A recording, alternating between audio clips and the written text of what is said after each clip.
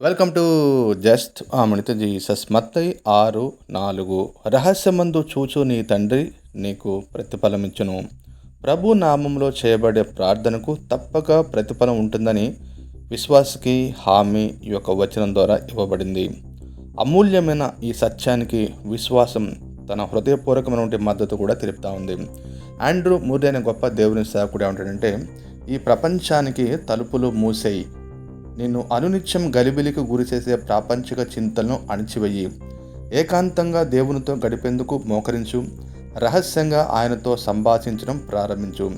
సర్వశక్తుడు, సర్వాధికారి, సర్వలోకానికి గొప్ప చక్రవర్తి వంటి ఆయన ఈ విశాల విశ్వాన్ని సృజించిన సృష్టికర్త కాబట్టి ఆయన ఈ పరలోక తండ్రితోటి సహవాసంతో నిత్యము ఆనందించుకుంటూ గొప్ప మాటను తెలియజేశాడు. కాబట్టి మనము రహస్యంగా దేవాదిని స్తుతించే వారముగా, ఆరాధించే వారముగా ఉండుదుముగాక.